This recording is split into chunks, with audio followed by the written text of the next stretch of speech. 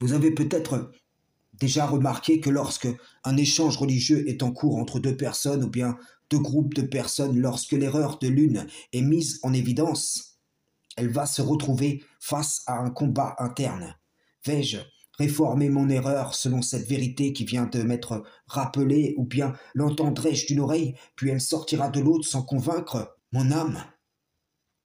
La prendrai-je en considération, ou l'ignorerai-je? Y opposerai-je des versets détournés de leur sens? Pour lui conserver une légitimité, serai-je un témoin véridique contre moi-même? Serons-nous frères et sœurs dans le mensonge, mais ennemis de la vérité? Toutes ces questions, le Coran vous les pose quand on transpose les réalités des récits proposés à notre contexte actuel.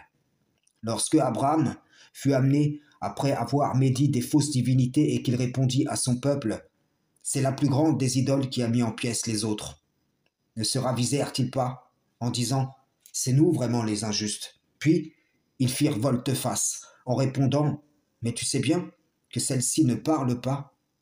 Ainsi Allah fait la preuve de leur injustice. Leurs moyens de défense forment la preuve qui les condamne.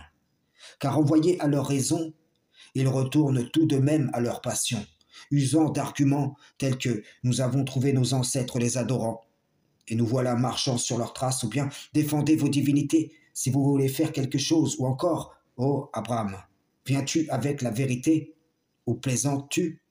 Et je vous le dis, c'est exactement les mêmes réactions qui sont produites lorsque ma prédication atteint la majorité d'entre vous.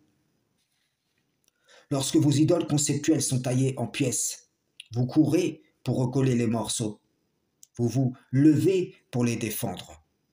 Vous tordez les versets d'Allah pour conserver ces idoles, quand vous ne sortez pas la carte de ceci est la voix des justes, des prophètes, jusqu'à nos jours, en tromperie.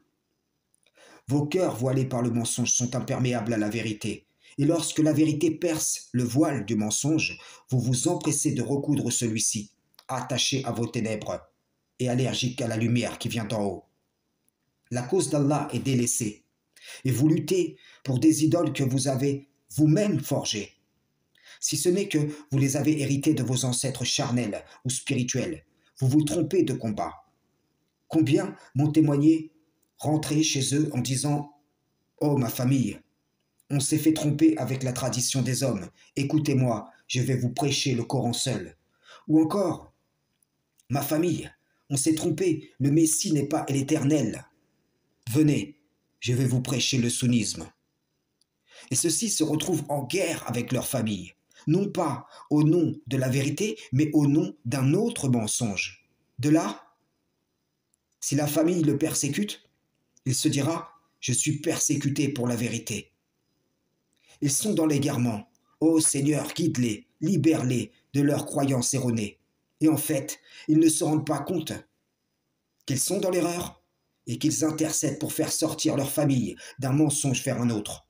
Car le système des idéologies est dans la main du diable. Tout basculement de l'une à l'autre y est vendu comme le passage des ténèbres de l'égarement à la lumière de la vérité. Non seulement les idéologies, mais aussi cet esprit individualiste qui grandit de jour en jour, qui promet à chacun tu peux faire ta religion personnelle et tu seras agréé. Les ruses du diable sont certes faibles, mais je vous le dis, des générations et des générations ont chuté par elles. Frères et sœurs en islam, salam, shalom.